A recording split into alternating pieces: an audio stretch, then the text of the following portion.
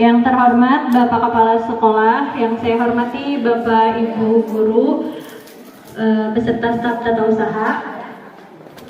Pertama-tama, marilah kita panjatkan puji syukur kehadiran Allah Subhanahu wa Ta'ala yang telah memberikan kesempatan kepada kita sehingga kita bisa beraktivitas kembali dan bisa berkumpul bersama-sama dalam acara diseminasi budaya positif.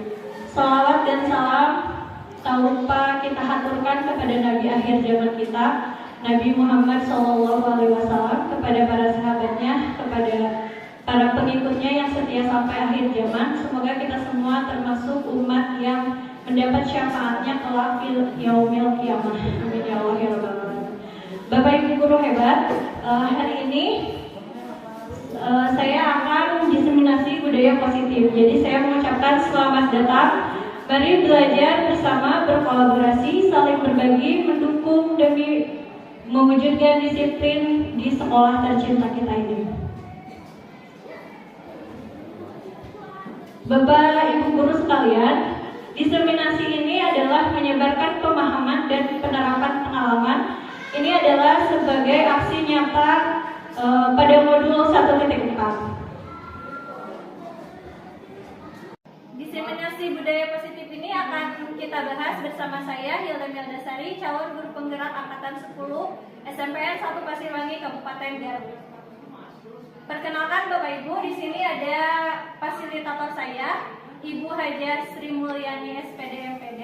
Kemudian ada pengajar praktik Bapak Hendra MPD, dan saya sendiri calon guru penggerak angkatan 10 Hilda Meldasari SPD. Nah, Bapak Ibu guru, di sini ada 10 konsep utama budaya positif. Jadi diseminasi ini adalah tujuannya untuk mewujudkan budaya positif yang ada di lingkungan sekolah SMPN 1 Pasirwangi. Bapak Ibu guru, sebelum ke materinya, kita mau mengadakan dulu kesepakatan dalam seminar ini. Kesepakatannya itu yang pertama adalah mengikuti kegiatan ini sampai selesai. Setuju? Setuju. Yang kedua, meminta izin bagi Bapak atau Ibu guru yang hendak ke belakang. Setuju? Setuju. Yang ketiga, mengangkat tangan bagi Bapak Ibu apabila ada yang mau bertanya. Setuju? Setuju. Ada yang mau ditambahkan atau cukup? Cukup. Saja, baik. Bapak Ibu, di sini ada konsep utama budaya positif. Jadi ada 7 poin utama atau ada 7 konsep utama. Nah, dari 7 konsep ini Bapak Ibu, ini semuanya saling berkaitan. Ini adalah cara-cara untuk mewujudkan disiplin positif yang ada di sekolah kita.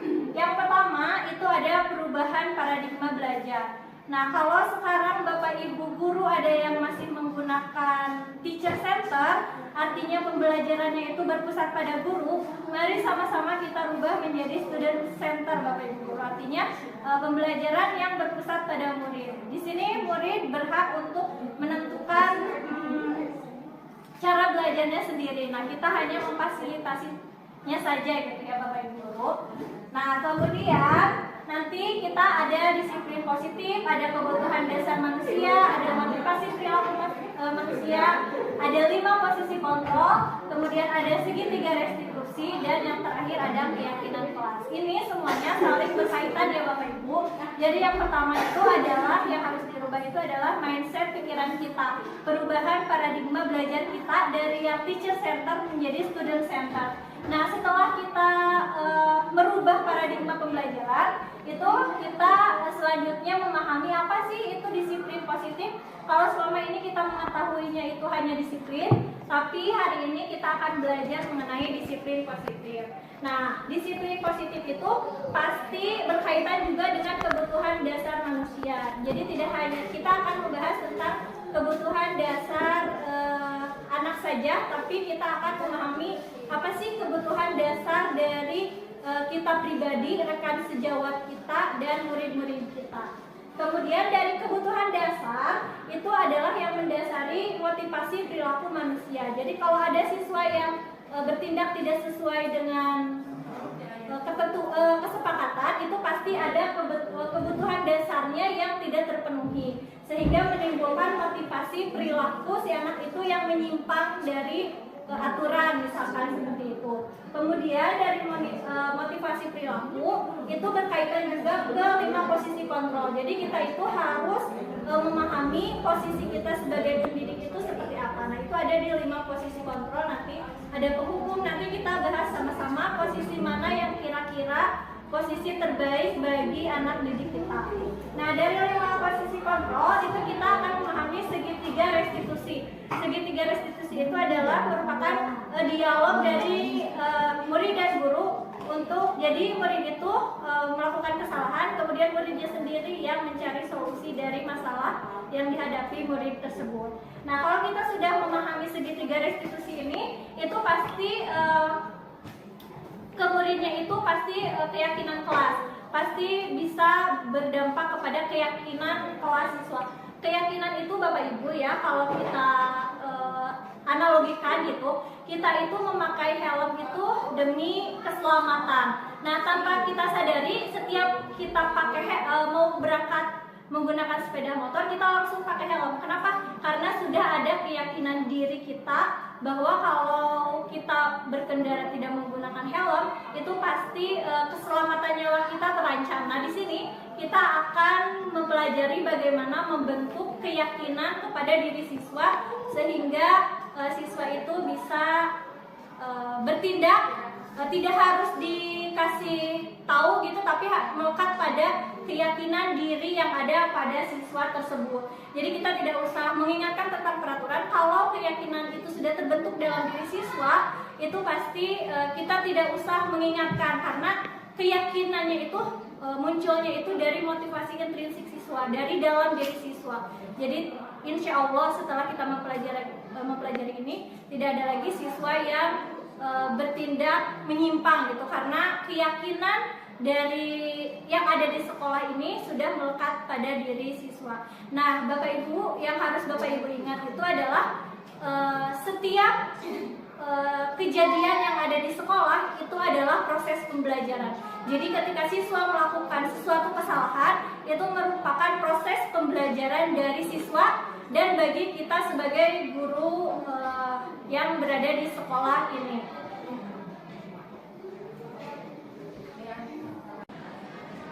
Yang pertama, saya akan membahas tentang perubahan paradigma belajar. Pembelajaran dengan paradigma baru dirancang berdasarkan prinsip pembelajaran yang terdiferensiasi, sehingga setiap peserta didik belajar sesuai dengan kebutuhan dari tahap perkembangan untuk mewujudkan profil pelajar Pancasila. Nah, di sini dari paradigma ini berdasarkan pemikiran Bapak Pendidikan Nasional kita ya, Bapak Ki Hajar Dewantara. Jadi kalau menurut beliau, kita itu mengajar itu harus berpusat pada murid, kita harus memahami bagaimana kebutuhan belajar murid begitu. Nah, di sini ada pertanyaan pemantik. Bapak sama Ibu kira-kira setuju atau tidak? Hukuman dapat mendisiplinkan anak, setuju tidak? Tergantung hukumannya. Jadi hukuman dapat mendisiplinkan anak itu tergantung gitu ya. Yang kedua, pemberian hukuman dengan hal positif seperti membaca buku atau membersihkan halaman sekolah dapat meningkatkan disiplin anak. Bapak Ibu setuju tidak? Setuju. Kemudian yang ketiga, memberi penghargaan dapat meningkatkan motivasi belajar anak. Setuju? Setuju. Tapi nanti kita akan membahas tentang penghargaan yang menghukum anak. Kenapa penghargaan bisa menghukum anak? Nanti kita dibahas di sini Bapak Ibu. Nah, di sini ada perubahan paradigma stimulus respon, teori kontrol atau teori pilihan. Bapak Ibu, saya akan mensimulasikan gitu ya.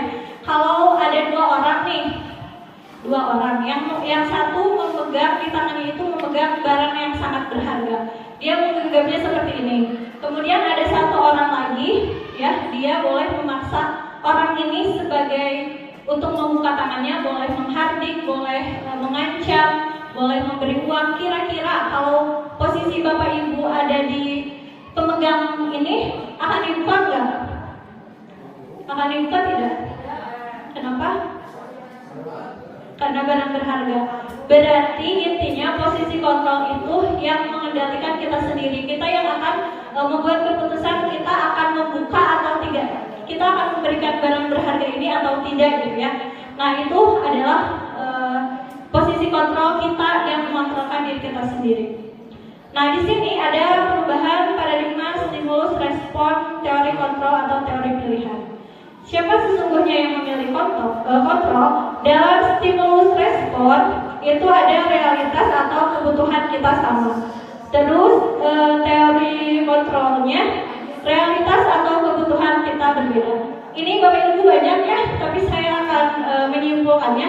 Jadi intinya kita harus memahami, jangan hanya ingin dipahami gitu. Kalau saya menyimpulkan dari ini, semua orang melihat hal yang sama. Kemudian teori kontrolnya setiap orang memiliki gambaran yang berbeda. Artinya kita jangan ingin dipahami tapi tidak memahami orang lain gitu, intinya dari perubahan teori kontrol. Nah, di sini saya akan membahas disiplin positif. Kalau tadi sudah ya dibahas oleh Bapak Kepala Sekolah mengenai disiplin. Nah, di sini saya akan membahas disiplin positifnya. Disiplin positif merupakan salah satu cara penerapan disiplin yang bertujuan untuk menumbuhkan kesadaran serta memberdayakan peserta didik untuk melakukan sesuatu tanpa sogokan, ancaman maupun hukuman. Dalam budaya kita, makna disiplin dimaknai menjadi sesuatu yang dilakukan seseorang pada orang lain untuk mendapatkan kepatuhan.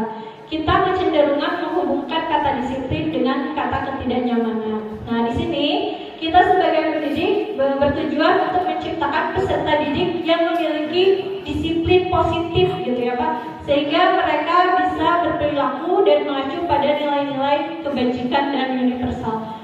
Kalau menurut saya disiplin positif itu berasalnya dari motivasi intrinsik atau motivasi dari dalam. Nah, bagaimana tugas kita sebagai pendidik agar menumbuhkan motivasi intrinsik anak? Nah, sebagai seorang pendidik, ini ada pertanyaan lagi ya yang diperlukannya dari jawabannya itu harus dari hati. Sebagai seorang pendidik, saat Anda perlu hadir di suatu pelatihan, motivasi apakah yang mendasari Anda? Kira-kira kalau Bapak Ibu ada pelatihan, motivasinya itu apakah hadir hanya untuk sertifikat atau hadir karena ingin diapresiasi oleh Bapak Kepala Sekolah, atau hadir ingin dipuji oleh rekan guru lainnya, atau ingin menjadi pembelajar sepanjang hayat? Kira-kira Bapak Ibu kalau takut ditegur ya, takut ditegur. Jadi mengikuti pelatihan itu karena takut ditegur. Tapi ada juga yang ikut pelatihan ingin menjadi pembelajar sepanjang hayat. Ada ya. Semua jelas. Semuanya di sini seperti itu ya. Tidak ada yang ingin dipuji oleh rekan guru lainnya ya. Tidak. Siap.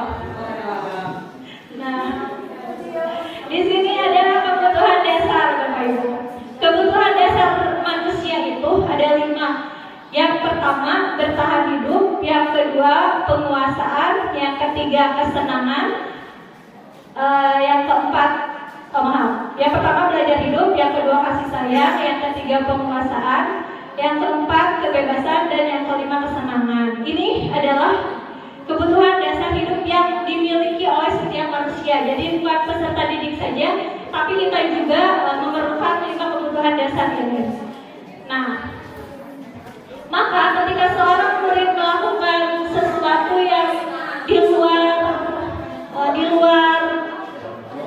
di luar ininya ya, peraturannya, maka pasti ada kebutuhan dasar yang berusaha dipenuhi oleh anak didik itu. Maka dari itu kita jangan langsung ketika anak bandel, berarti itu ada kebutuhan dasar yang berusaha dipenuhi oleh si anak. Nah, yang pertama di sini saya akan membahas mengenai kebutuhan dasar bertahan hidup. Bertahan hidup itu seperti makan, minum, itu kebutuhan dasar bertahan hidup. hidup. Kemudian yang kedua ada kasih sayang. Kasih sayang itu kebutuhan untuk diterima masyarakat. Ini tidak hanya siswa ya, tapi kita juga sebagai guru memerlukan kebutuhan kasih sayang. Artinya kita harus terasa diterima di lingkungan tempat kita bekerja gitu. Kemudian yang ketiga ada penguasaan. Penguasaan itu kebutuhan pengakuan atas kemampuan. Nah, kalau penguasaan ini di dalamnya itu ada yang berusaha untuk mencapai sesuatu, misalkan apa nih potensi yang kita miliki, nah supaya kita berusaha mendapatkan penguasaannya. Yang keempat ada kebebasan. Kebebasan itu kebutuhan akan pilihan. Jadi misalkan kalau ada siswa yang bilang misalnya pembelajaran di kelas itu terlalu bosan, terlalu monoton, kita jangan langsung memarahi siswanya gitu. Tapi mungkin ada kebutuhan dasar kebebasan yang ingin dipenuhi oleh siswa. Misalkan siswa ingin belajarnya di luar kelas atau outing kelas, tidak harus keluar sekolah tapi di dalam lingkungan sekolah seperti itu. Nah, kalau kesenangan itu adalah kebutuhan untuk merasa senang. Nah, kebutuhan akan kesenangan adalah kebutuhan untuk mencari kesenangan, bermain dan tertawa. Jadi kalau anak itu memang dasarnya itu gitu ya, tidak seperti mahasiswa yang harus belajar fokus gitu, tapi ada kalanya mereka tertawa ketika di kelas gitu ya. Nah, itu sudah menjadi kodrat anak gitu Bapak Ibu. Meskipun kita agak ini ya, tapi itulah kodrat anak, itulah uniknya anak gitu. Nah, ada motivasi perilaku manusia. Motivasi merupakan dorongan yang timbul pada diri seseorang.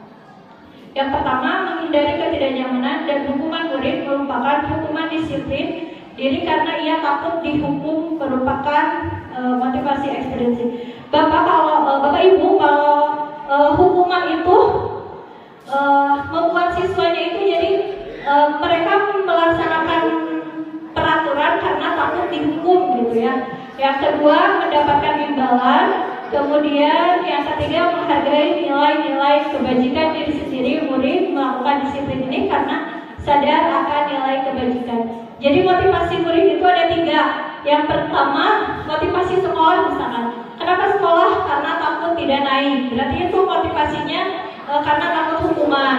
Yang kedua, kenapa sekolah? Karena untuk mendapatkan imbalan. Misalkan pengen pengakuan dari teman-temannya seperti itu. Nah, kalau yang ketiga, motivasi yang paling baik itu menghargai nilai-nilai kebajikan secara universal. Nah, di sini ada konsep disiplin dengan identitas gagal. Bagaimana gagal? Bapak Ibu, hukuman yang kita terapkan selama ini itu ada yang menyakitkan, kemudian membuat siswa tidak nyaman, kemudian murid menjadi takut dan memaksa murid menyembunyikan kesalahan, kemudian murid menjadi rendah diri. Itu adalah identitas gagal dari disiplin. Hukuman yang kita pengen anak disiplin, dengan cara menghukumnya ini yang akan terjadi, yang ada menyakitkan, ketidaknyamanan. Nah, kemudian penghargaan juga Bapak Ibu. Penghargaan itu bisa berdampak positif dan negatif. Misalkan penghargaan itu tidak efektif, kemudian merusak hubungan. Kenapa merusak hubungan? Misalkan ada yang sama-sama bagus tapi kita mempunyai sertifikatnya 1 dan kita memberikan kepada 1 orang, yang 1 orang itu akan merasa iri gitu ya. Nah, itu bisa merusak hubungan. Itu dampak negatif dari penghargaan. Kemudian mematikan kreativitas. Kenapa mematikan kreativitas? Misalkan yang baik itu yang gambarnya warna biru, sedangkan si anak pengennya gambar merah. Itu mematikan kreativitas ya Bapak Ibu. Nah, kemudian hukum dengan ranking. Ranking itu adalah sebuah hukuman bagi siswa. Bagaimana dengan siswa yang tidak memiliki kemampuan kognitif yang bagus gitu ya, tidak masuk ranking, tapi dia pintar misalkan di olahraga, tapi tetap ya dia tidak masuk rankingan. Nah, itu menjadi menghukum dengan ranking. Kemudian yang kelima, merampas hak menghargai dirinya. Dia tidak bisa menghargai dirinya sendiri Bapak Ibu karena adanya penghargaan yang kita berikan. Kemudian konsep disiplin dengan identitas sukses. Nah ini ada konsekuensi dan restitusi. Kalau tadi hukuman itu bersifat spontan, tanpa persiapan, dan hukuman itu berasal dari satu sisi, tapi dari pihak kita sendiri gitu. Misalkan guru, kamu terlambat ya sekolah, silakan bersihkan WC. Nah itu berasal dari kita ya, tanpa kita melibatkan siswa. Pokoknya siswa harus menjadi yang kita mau misalkan. Kalau di konsekuensi itu ada campur tangan siswa. Misalkan pada saya langsung saja ya ke penyimpulannya. Misalkan kalau di konsekuensi, misalkan ketika pelajaran PJOK, anak itu lari dua putaran karena terlambat datang ke lapangan 15 menit. Itu kira-kira hukuman atau konsekuensi? Konsekuensi, karena bisa jadi misalkan guru mata pelajaran PJOK-nya sudah memperingatkan harus hadir tepat waktu. Kalau tidak, misalkan harus mengelilingi lapangan 2 putaran. Itu namanya konsekuensi. Nah, kalau restitusi itu murid bertanggung jawab atas perilakunya, kemudian fokus pada pemecahan masalah jangka panjang, kemudian murid menghormati dirinya dan orang lain. Kemudian di sini ada teori kontrol. Dan yang kelima, murid bersemangat memperbaiki kesalahannya. Jadi kalau di restitusi itu, guru bukan ketika murid melakukan kesalahan, guru tidak langsung menyalahkan, tapi diajak untuk berdiskusi. Nanti ada di sini segitiga restitusi. Nah, konsep disiplin pendekatan restitusi adalah sebuah cara menanamkan disiplin pada murid. Yang harus Bapak Ibu guru pahami adalah restitusi itu adalah proses menciptakan kondisi bagi murid untuk memperbaiki kesalahan mereka sehingga mereka bisa kembali pada kelompok mereka dengan karakter yang lebih kuat. Di sini harus digarisbawahi ya Bapak Ibu, yaitu proses menciptakan kondisi murid untuk memperbaiki masalahnya dengan masalah dari dirinya dan solusi dari dirinya sendiri. Kita hanya menjadi pamong untuk membimbing menyelesaikan masalahnya. Nah, di sini ada contoh kasus siswa yang sering tidak mengerjakan PR. Hukumannya, guru menghukum siswa tersebut hormat bendera selama 10 menit, guru marah dan murid menjadi takut. Tapi konsekuensinya, guru memberikan konsekuensi untuk mengerjakan PR-nya saat istirahat atau dikerjakan sebanyak 3 kali. Guru tegas dan siswa menaati peraturan. Jadi beda kasus, sama kasus, beda pemecahan masalahnya gitu. Nah kalau restitusi, guru menanyakan keyakinan kelas dan membantu siswa menyelesaikan masalah. Guru terbuka dan siswa menghormati dirinya dan orang lain. Jadi menurut saya yang paling baik itu dalam menyelesaikan masalah adalah menggunakan teori restitusi ini Bapak Ibu. Jadi kita kalau menghukuman, siswa nurut tapi dalam jangka waktu pendek gitu. Nah ini ada segitiga restitusi. Itu adalah sebuah cara menanamkan disiplin positif pada murid. Restitusi juga adalah proses kolaboratif yang mengajarkan murid mencari solusi. Ini yang tadi saya jelaskan ya. Jadi murid yang membuat masalah, murid yang membuat solusinya sendiri. Jadi murid itu lebih bertanggung jawab akan solusi yang dia temukan sendiri daripada solusi dari kita. Ya udah mending gini aja, ya udah mending gini aja. Itu menjadikan murid tidak menjadi dirinya sendiri seperti itu. Nah, di sini ada segitiga restitusi. Bagaimana cara kita melaksanakan restitusi itu? Yang pertama itu ada menstabilkan identitas. Bagaimana cara menstabilkan identitas? Saya pernah berhadapan dengan salah satu murid yang berbicara seperti ini. Guru mah enak, pulangnya bisa kapan saja kayak gitu. Apakah saya disangka? Tidak, tapi saya diajak untuk berdiskusi gitu.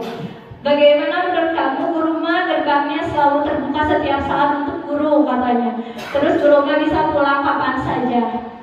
Saya tidak memarahinya, tapi saya mengajak ngobrol dengan cara ini, menstabilkan identitas. Bagaimana menstabilkan identitasnya? Ya, menurut pikiran kamu itu benar, guru gurunya tuh enak, pulangnya kapan saja, gerbang terbuka. Ibu juga pernah memikirkan hal yang sama waktu ibu SMP. Enak ya ketika jadi guru gitu. Pulangnya ibu sama pemikirannya. Jadi menstabilkan identitas itu ketika murid berpikir kritis, kita tidak menyalahkan, tapi kita diajak berpikir. Siswa itu diajak untuk berpikir kenapa alasannya guru bisa pulang enak seperti itu. Nah, betul, saya suka itu. Makanya saya bilang, ibu juga waktu SMP berpikirnya gitu. Guru enak tiap murid pulangnya sore, apalagi ibu, kata ibu pulangnya sampai jam 4, guru mah bisa pulang kapan saja enak. Sama ibu berpikirnya seperti kalian. Nah, yang kedua, validasi tindakan yang salah. Kalau saya bilang seperti ini, kalau kamu mikirnya seperti itu bukan pikiran kritis kamu itu akan ibu luruskan. Validasi tindakan yang salah dari pikiran kamu seperti itu, guru dan kamu itu beda. Kamu itu murid dan guru adalah guru. Waktu ibu berpikir seperti itu, ibu juga waktu ibu jadi murid gitu, ibu tidak bisa pulang kayak guru karena memang kewajiban kita adalah murid gitu, bukan guru. Nah, validasi tindakan yang salah diceritakan bagaimana tindakan yang salah, kemudian menanyakan keyakinan kelas. Bagaimana cara misalkan sudah menulis ya, harus menghormati guru. Bagaimana cara menghormati guru? Misalkan dengan tidak melontarkan kalimat, apalagi ngomongnya pas gurunya ngelewat gitu ya, itu sangat guru mah gini. Nah, diyakinkan lagi keyakinan kelasnya. Apa yang sudah kamu yakini harus menghormati guru. Berarti ketika ada guru berbicara atau ketika ada guru harus dihormati seperti itu. Nah, Bapak Ibu, ini ada video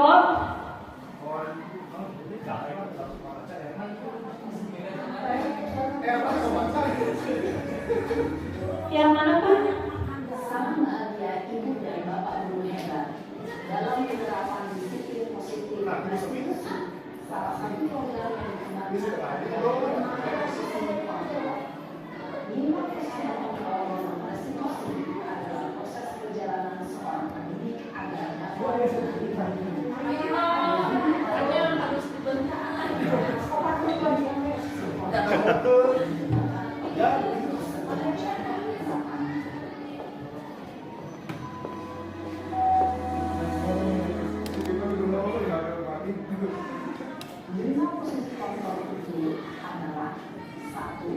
posisi pendukung, 2. Posisi pembuat rasa bersalah, 3. Posisi teman, 4. Posisi pemantau atau monitor, dan 5. Posisi manajer. Untuk lebih memahami kelima posisi tersebut, mari kita saksikan kasus Naren yang terlambat hadir di waktu di sekolah dan melihat bagaimana kelima posisi kontrol dalam menghadapi masalah tersebut.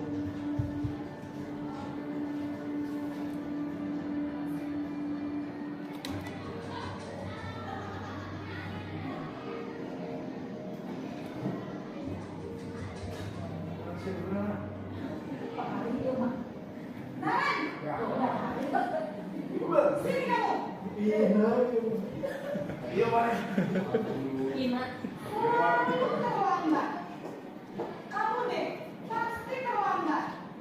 Maaf Bu, saya Apa coba? Alasan kamu apa lagi?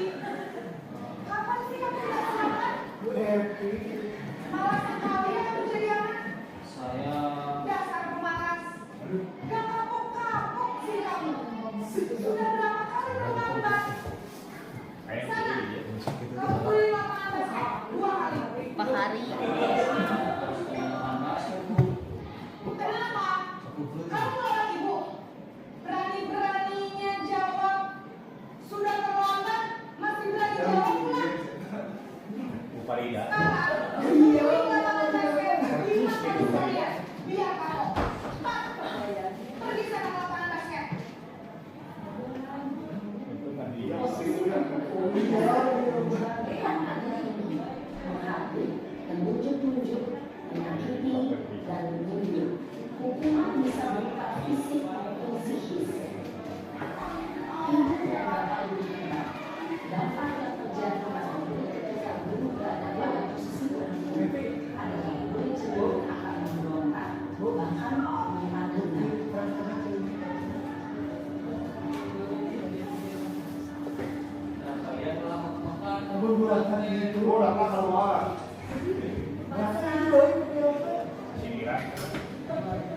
Aku duduk ya.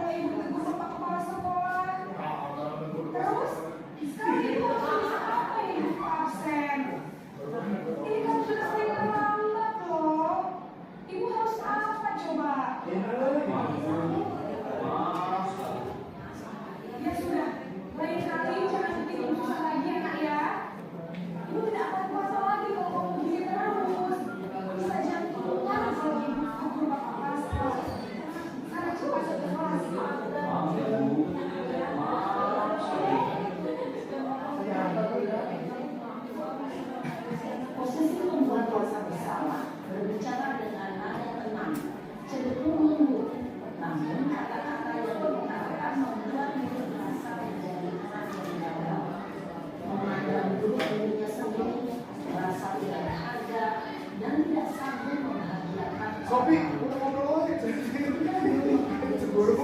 Rasa bersalah, diri akan mengalami nilai bersalah, dan dia akan lupa Sopi. Kamu mau bikin ibu kesel? dia kesal pemikiran Kesel. Ini posisi teman Bapak Ibu. Sopi.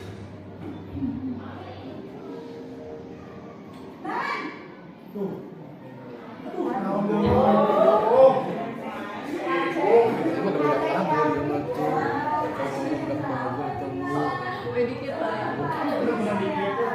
Harus gitu Pak, harus gitu. Jadi bagus. Kamu malah menyalahkan ibu kamu.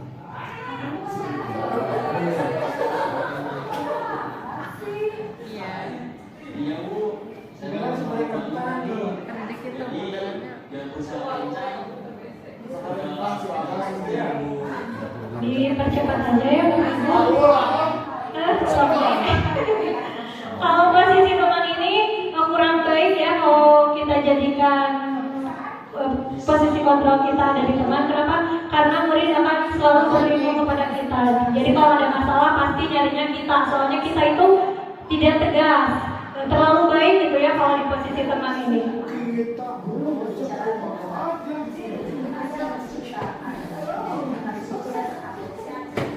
Nah ini ada posisi pemantau atau monitor. Sopi lah.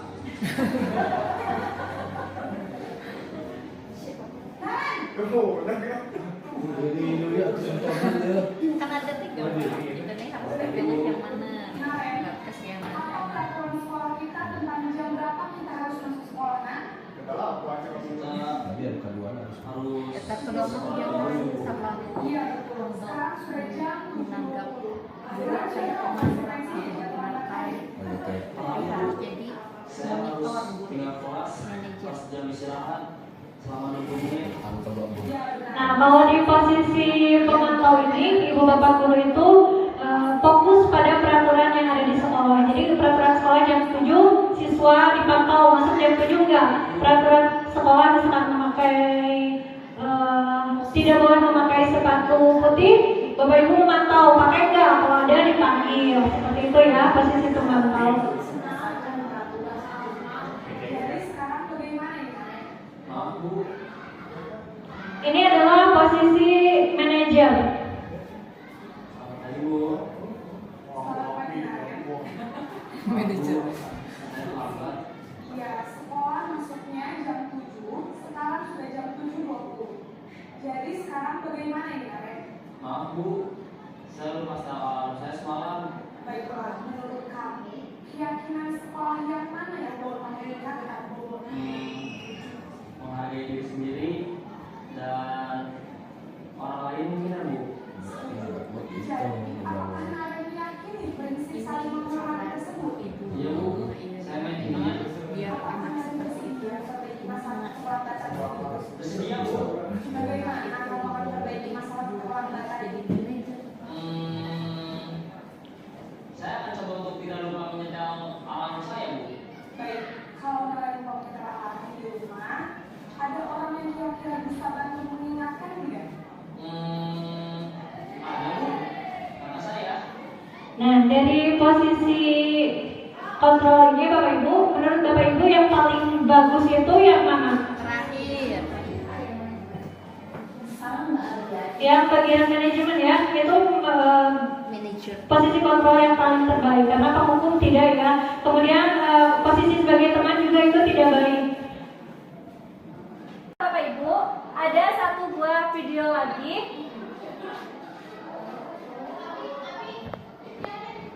Ini untuk lebih memahami 5 posisi kontrol. Silakan disimak ya Bapak Ibu.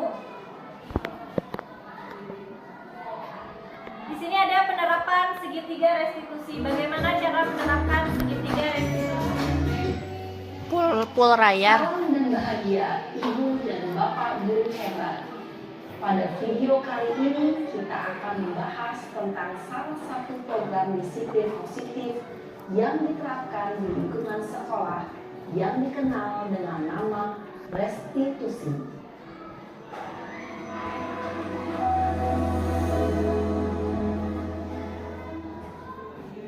Restitusi dikembangkan oleh pakar pendidikan Diane Dawson berlandaskan pada teori kontrol Dr. William Glasser. Segitiga restitusi adalah suatu proses dialog yang dijalankan oleh guru atau orang tua agar dapat menghasilkan murid yang mandiri dan bertanggung jawab. Pada saat guru di posisi manajer, aspek yang dikembangkan pada murid adalah motivasi intrinsik, sehingga penanaman nilai-nilai kebajikan dapat tumbuh dan berkembang menjadi suatu kebiasaan positif yang akhirnya membentuk karakter murid. Proses dialog ini terdiri dari 3 langkah yang digambarkan pada ketiga sisi pada segitiga restitusi. Sisi pertama adalah menstabilkan identitas. Sisi yang kedua adalah validasi tindakan yang salah. Dan sisi yang ketiga adalah menanyakan keyakinan. Ibu dan Bapak guru, berikut ini akan ditunjukkan bagaimana seorang guru berada dalam posisi manajer menggunakan penerapan segitiga restitusi.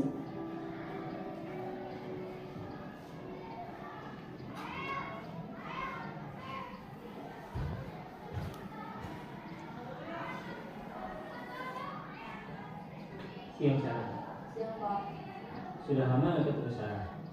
Kenapa hari ini ada di sini? Kesel Pak, kesel banget. Masa aku dikatain tukang fitnah Pak? Ya aku marah lah. Aku balik katain Eka di depan kelas. Kesel banget. Oh begitu. Ya pasti kamu marah dan kesal. Bapak juga akan marah apabila ada yang menuduh Bapak seperti itu. Kemudian pada saat itu kamu mau melakukan apa? Ya saya langsung ngatain Eka lah Pak. Kesel banget. Saya bentak-bentak dia di depan teman-teman lain.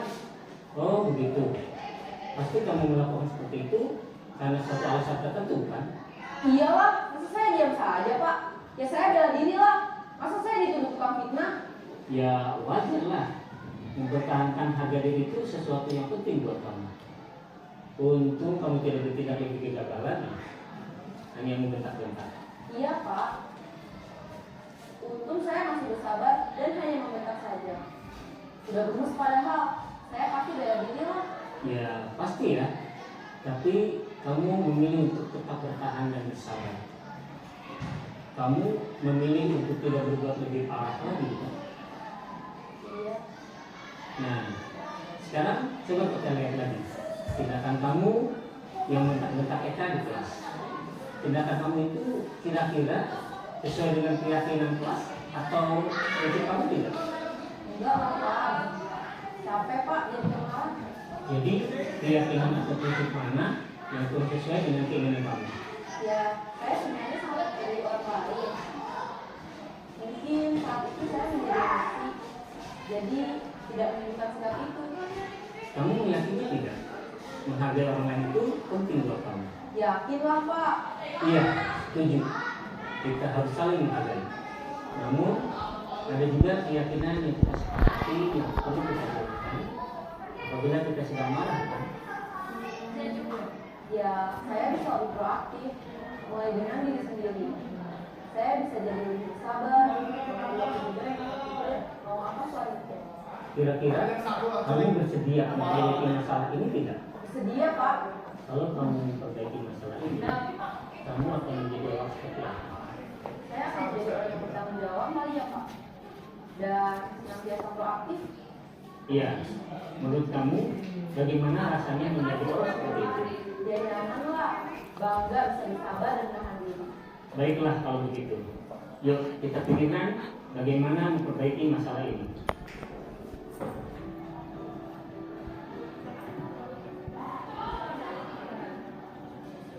Ibu dan Bapak guru hebat. Baru saja kita menyaksikan contoh bagaimana seorang guru berada dalam posisi manajer menggunakan penerapan segitiga restitusi. Mari kita bahas satu persatu. Pada sisi pertama, menstabilkan identitas berdasarkan pada prinsip bahwa membuat kesalahan adalah bagian dari proses pembelajaran. Sisi pertama dari segitiga ini berperan menggeser identitas murid dari identitas gagal ke identitas sukses. Murid yang sedang bertingkah laku yang tidak pantas atau menarik diri saat itu sedang mengalami identitas gagal. Bila kita mengkritiknya, maka posisinya tidak akan berubah. Kita bisa mengajukan pernyataan-pernyataan ini. 1. Membuat kesalahan sesuatu yang wajar. 2. Manusia tidak ada yang sempurna. 3. Kita bisa memperbaiki masalah ini. 4. Saya tidak menanyakan kesalahannya. Saya lebih fokus bagaimana memperbaiki masalah ini. 5. Apakah saat ini kamu tengah menjadi orang yang baik untuk dirimu sendiri? Pada sisi kedua, validasi tindakan yang salah berlandaskan pada prinsip bahwa setiap perilaku berupaya memenuhi suatu kebutuhan tertentu. Guru yang telah memahami teori kontrol akan bergeser dari pemikiran stimulus respon menjadi proaktif dan mencoba untuk mengenali tujuan dari perilaku murid. Mengenali dan mengakui kebutuhan murid ini dapat memperbaiki hubungan dengan murid tersebut. Pernyataan atau pertanyaan bisa disampaikan dengan nada suara tidak menghakimi atau memojokkan, sehingga dapat mengembalikan murid pada posisi positif. 1. Kamu bisa saja bertindak lebih gegabah lagi dari ini. 2. Kamu bukan melakukannya tanpa suatu alasan tertentu. 3. Kamu melakukannya karena mempertahankan sesuatu yang penting bagimu. 4. Mungkin kamu bisa mempelajari suatu perilaku baru yang lebih efektif. Bersediakah kamu mempelajarinya? Selanjutnya, kita akan simak sisi terakhir, yaitu menanyakan keyakinan. Teori kontrol menyatakan bahwa pada dasarnya kita termotivasi secara intrinsik. Pada saat perilaku yang salah telah divalidasi dan identitas sukses telah stabil, maka murid telah siap mengaitkan keyakinan-keyakinannya dengan tindakannya yang salah dan pemikirannya telah bergeser ingin menjadi orang yang dituju. Pertanyaan-pertanyaan ini dapat mengaitkan keyakinan-keyakinan yang dianut murid. 1. Sebagai keluarga atau kelas, apa yang kita yakini? 2. Nilai-nilai apa yang telah kita sepakati? 3. Seperti apa gambaran sebuah kelas yang ideal bagi kamu? 4. Kamu ingin menjadi orang seperti apa?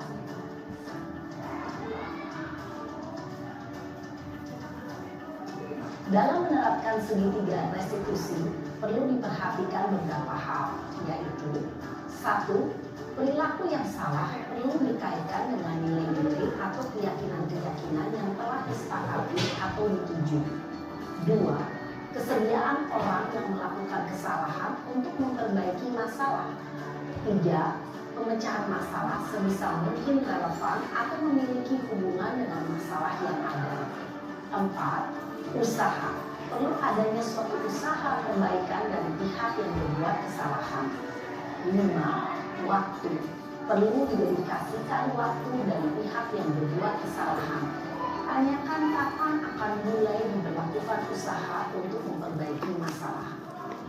Dengan memahami struktur penerapan segitiga restitusi, diharapkan guru dapat menerapkan posisinya sebagai manajer dengan mengajukan pertanyaan-pertanyaan bermakna yang dapat membuat murid menjadi lebih percaya diri, bertanggung jawab, dan mandiri.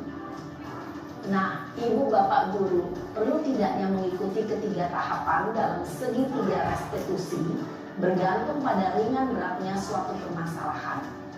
Misalnya, bila permasalahan tersebut ringan, maka tidak perlu dijalankan secara berurutan. Bahkan bisa semudah menanyakan apa keyakinan yang kita sepakati. Dengan menjalankan segitiga restitusi, dengan mengajukan pertanyaan-pertanyaan bermakna, diharapkan murid menjadi lebih kuat secara pribadi, dapat membuka wawasan murid agar dapat menyelesaikan permasalahannya sendiri, semakin percaya diri, mandiri, dan merdeka. Salam dan bahagia, Ibu Bapak Guru hebat. Nah, Bapak Ibu Guru, jadi segitiga restitusi itu bisa dilakukan di tempat terbuka ataupun di ruangan. Jadi ketika ada siswa yang bermasalah, baiknya itu diselesaikan tidak dilihat oleh orang lain, tetapi kalau misalkan tidak memungkinkan atau harus dibereskan pada saat itu juga, segitiga restitusi ini bisa diterapkan di tempat umum. Tetapi kita harus melihat dulu bagaimana sikap anaknya, atau apakah anak ini pemalu atau seperti apa. Takutnya kita membereskan di hadapan umum, anak yang sedang bermasalah itu malah semakin jatuh atau tidak percaya diri seperti itu. Nah, dari penerapan segitiga restitusi yang sudah kita pahami ini, diharapkan Bapak Ibu Guru bisa menerapkannya di lingkungan sekolah kita ya, supaya terciptanya budaya positif yang ada di SMPN Negeri 1 Pasirwangi ini. Selanjutnya, Udah. Nah, ini ada keyakinan kelas. Bagaimana kita supaya tidak menghukum siswa secara sebelah pihak gitu. Jadi adanya keyakinan kelas. Dari mana keyakinan kelas berasal? Itu dari kesepakatan antara guru dan murid. Ini Bapak Ibu sudah saya lakukan pada waktu saya menjadi wali kelas. Ini saya membuat keyakinan kelas itu pada awal pembelajaran. Ini untuk supaya anak lebih bertanggung jawab atas apa yang dia sepakati. Jadi kalau berasal dari dirinya itu, ketika anak ada yang melanggar gitu ya, melanggar keyakinan kelas, tinggal dilihatkan dan anak itu pasti tersenyum gitu. Beda kalau misalkan silakan cuci WC misalkan, atau silakan bersihkan lapangan misalkan, itu anak cenderung akan takut dan dia tidak menjadi dirinya sendiri seperti itu. Nah, bagaimana cara membuat keyakinan kelas? Ini yang bawah itu adalah keyakinan kelas 8C ya, yang saya wali kelaskan. Itu ada tulisan tangan anak-anaknya sendiri. Jadi silakan menurut kalian apa 1 tahun ke depan apa yang mesti kita lakukan dan apa yang tidak boleh kita lakukan. Silakan misalkan caranya ya Bapak Ibu, silakan dikasih kepada anak didik kita untuk menulis kalian itu maunya tercipta kelas yang seperti apa. Misalkan dilarang membuang sampah sembarangan. Itu kan kalimat negatif ya. Kita alihkan menjadi kalimat positif gitu. Kalau ada kalimat-kalimat negatif, bukan dilarang, tapi harus buanglah sampah kepada tempatnya gitu. Nah, setelah disepakati, nanti kalau anak sudah bikin satu-satu, Kalau setuju baru ditempel di poster keyakinan kelas. Kalau yang di atas itu ada cita-cita kelas 8C. Saya menuliskan seluruh cita-cita anak-anak saya gitu ya. Untuk apa? Untuk memotivasi dalam inspirasinya ketika mereka mungkin mulai kehilangan semangat belajar. Mereka baca lagi cita-cita mereka sehingga tumbuh lagi semangat untuk belajarnya. Ini keyakinan kelas ada 3 tujuan. Yang pertama, menciptakan pembelajaran yang berpusat pada murid sesuai dengan pemikiran Bapak Pendidikan Bapak Ki Hajar Dewantara.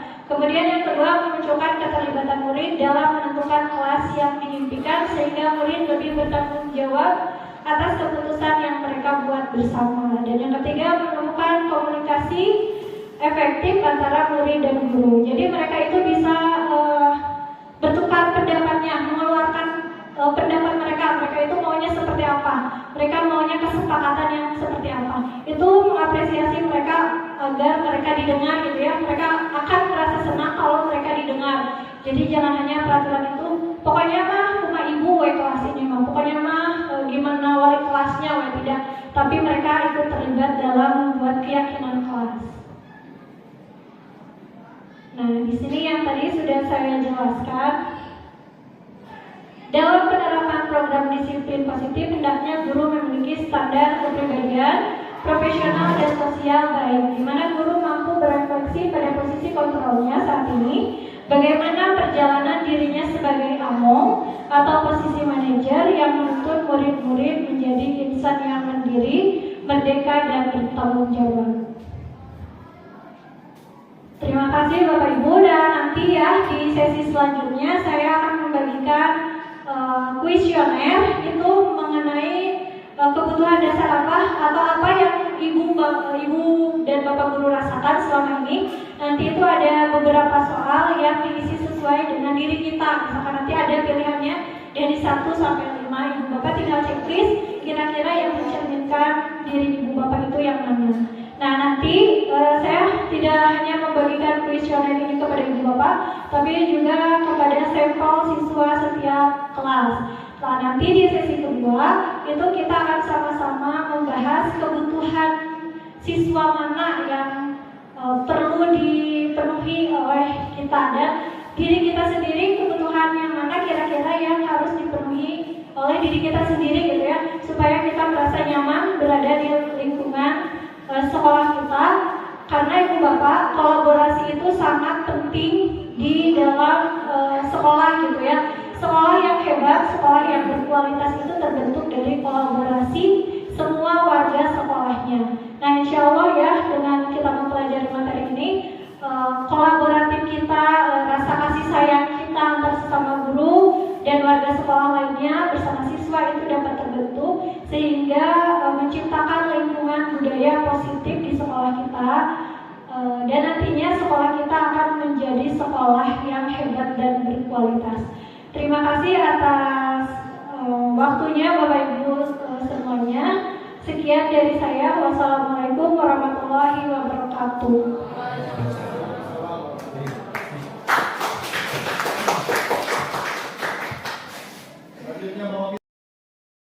Menanyakan apa keyakinan yang kita sepakati dengan menjalankan segitiga restitusi, dengan mengajukan pertanyaan-pertanyaan bermakna, diharapkan murid menjadi lebih kuat secara pribadi, dapat membuka wawasan murid agar dapat menyelesaikan permasalahannya sendiri, semakin percaya diri, mandiri, dan merdeka. Salam dan bahagia, Ibu Bapak Guru hebat. Nah, Bapak Ibu Guru, jadi segitiga restitusi itu bisa dilakukan di tempat terbuka ataupun di ruangan. Jadi ketika ada siswa yang bermasalah, baiknya itu diselesaikan tidak dilihat oleh orang lain, tetapi kalau misalkan tidak memungkinkan atau harus dibereskan pada saat itu juga, segitiga restitusi ini bisa diterapkan di tempat umum. Tetapi kita harus melihat dulu bagaimana sikap anaknya, atau apakah anak ini pemalu atau seperti apa. Takutnya kita membereskan di hadapan umum, anak yang sedang bermasalah itu malah semakin jatuh atau tidak percaya diri seperti itu. Nah, dari penerapan segitiga restitusi yang sudah kita pahami ini, diharapkan Bapak Ibu guru bisa menerapkannya di lingkungan sekolah kita ya, supaya terciptanya budaya positif yang ada di SMPN Negeri 1 Pasirwangi ini. Selanjutnya, Udah.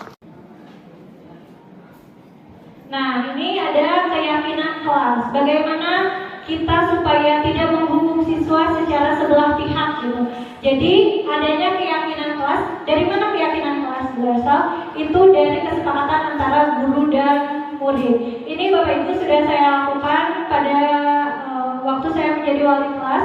Ini saya membuat keyakinan kelas itu pada awal pembelajaran. Ini untuk supaya anak lebih bertanggung jawab atas apa yang dia sepakati. Jadi kalau berasal dari dirinya itu ketika anak ada yang melanggar gitu ya, melanggar keyakinan kelas, tinggal dilihatkan dan anak itu pasti tersenyum gitu. Beda kalau misalkan silakan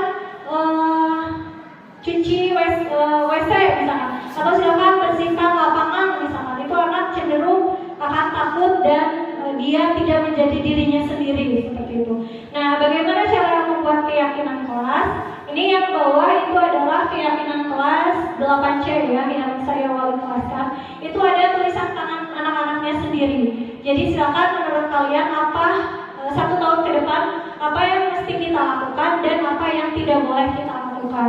Silakan misalkan caranya ya Bapak Ibu, silakan dikasih kepada anak didik kita untuk menulis kalian itu maunya tercipta kelas yang seperti apa. Misalkan dilarang membuang sampah sembarangan. Itu kan kalimat negatif ya. Kita alihkan menjadi kalimat positif gitu. Kalau ada kalimat-kalimat negatif, bukan dilarang, tapi harus buanglah sampah kepada tempatnya gitu.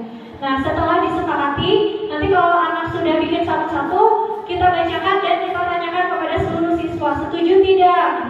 Kalau setuju, baru ditempel di poster keyakinan kelas. Kalau yang di atas itu ada cita-cita kelas 8C. Saya menuliskan seluruh cita-cita anak-anak saya gitu ya. Untuk apa? Untuk memotivasi dalam prinsipnya ketika mereka mungkin mulai kehilangan semangat belajar. Mereka baca lagi cita-cita mereka sehingga tumbuh lagi semangat untuk belajarnya. Ini keyakinan kelas ada 3 tujuan. Yang pertama, menciptakan pembelajaran yang berpusat pada murid sesuai dengan pemikiran Bapak Pendidikan Bapak Ki Hajar Dewantara. Kemudian yang kedua, memunculkan keterlibatan murid dalam menentukan kelas yang diimpikan sehingga murid lebih bertanggung jawab atas keputusan yang mereka buat bersama. Dan yang ketiga, menemukan komunikasi efektif antara murid dan guru. Jadi mereka itu bisa bertukar pendapatnya, mengeluarkan pendapat mereka itu maunya seperti apa, mereka maunya kesepakatan yang seperti apa. Itu mengapresiasi mereka agar mereka didengar gitu ya. Mereka akan merasa senang kalau mereka didengar. Jadi jangan hanya peraturan itu, pokoknya mah cuma ibu kelas ini mah, pokoknya mah gimana wali kelasnya tidak. Tapi mereka ikut terlibat dalam membuat keyakinan kelas. Nah, di sini yang tadi sudah saya jelaskan. Dalam penerapan program disiplin positif, hendaknya guru memiliki standar kepribadian, profesional dan sosial baik, di mana guru mampu berefleksi pada posisi kontrolnya saat ini, bagaimana perjalanan dirinya sebagai among atau posisi manajer yang menuntut murid-murid menjadi insan yang mandiri, merdeka dan bertanggung jawab. Terima kasih Bapak Ibu, dan nanti ya di sesi selanjutnya saya akan membagikan kuesioner itu mengenai kebutuhan dasar apa atau apa yang ibu dan bapak guru rasakan selama ini. Nanti itu ada beberapa soal yang diisi sesuai dengan diri kita. Misalkan nanti ada pilihannya dari 1 sampai 5. Ibu bapak tinggal checklist kira-kira yang mencerminkan diri ibu bapak itu yang mana.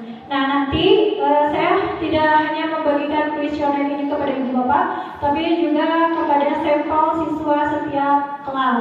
Nah, nanti di sesi kedua itu kita akan sama-sama membahas kebutuhan siswa mana yang perlu dipenuhi oleh kita, dan diri kita sendiri kebutuhan yang mana kira-kira yang harus dipenuhi oleh diri kita sendiri gitu ya, supaya kita merasa nyaman berada di lingkungan sekolah kita.